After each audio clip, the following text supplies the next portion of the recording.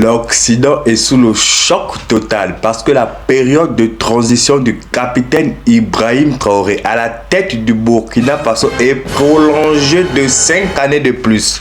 Donc ils sont en train de trembler. En tout cas, c'est la décision magnifique qui nous a été informée par le colonel Moussa Diallo, le président du comité organisateur du dialogue national au Burkina Faso. Il est venu, il nous a informé du compte rendu du dialogue national. Ils ont décidé de prolonger la durée du mandat du capitaine Ibrahim Traoré de 5 années de plus. Et lors de ce dialogue national, il y a eu même une scène vraiment incroyable.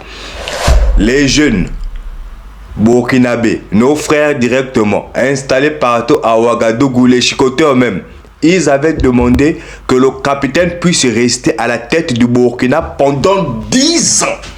Eux-mêmes, ils ont dit, 10 ans, le capitaine, il doit rester à la tête du Burkina Faso. En tout cas, le comité, ils avaient jugé de mettre à 2 ou 3 ans. Dans la salle, là où se déroulait le dialogue, une dame et plusieurs jeunes, ils ont dit comme ça, que si le capitaine n'est pas prolongé de minimum 5 ans, le dialogue national va être recommencé.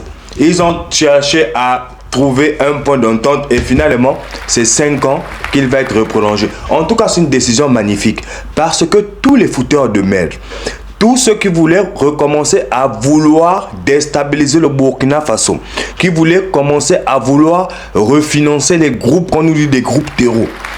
Aujourd'hui, c'est foutu. Le capitaine vous attend. Hein. Il va vous traquer pendant les 5 prochaines années. En tout cas, aussi, là, le capitaine, directement, il passe au grade de président de la République, chef suprême des armées. Vous-même, vous connaissez. Hein. Là, c'est un autre grade.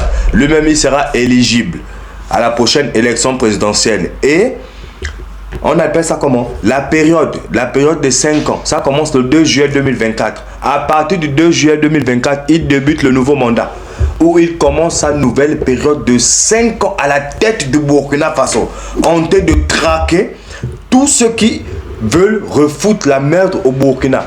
En tout cas, ce qui est bien, c'est pourquoi? Parce qu'aujourd'hui, on ne peut pas douter de l'engagement du capitaine Ibrahim Traoré. Nous voyons toutes les décisions qu'il prend. Nous sommes aujourd'hui même en train de observer les fruits de toutes les décisions qu'il a déjà prises. C'est-à-dire que au niveau de l'agriculture, il a placé un programme radical. Aujourd'hui, les frères burkinabés voient les fruits de tout cela. Pareil au niveau des VDP, les forces de défense de la patrie, recrutement, niveau de vie élevé. Les gens vivent bien déjà, ils sont tranquilles, ils sont peinards, ils défendent paisiblement la nation avec un courage et une ardeur. Aujourd'hui, c'est très bien. En tout cas, nous félicitons. Nous félicitons les frères burkinabés pour cette décision magnifique. Elle est totalement magnifique que vous n'avez même pas besoin d'arriver à une élection présidentielle pour voir quel est un dirigeant qui travaille pour la nation. Le même exemple, je reviens toujours sur la République démocratique du Congo. Félix Antoine Tshisekedi. Vous-même, vous pouvez déjà voir qu'il ne travaille pas pour la nation. Il n'est même pas au front.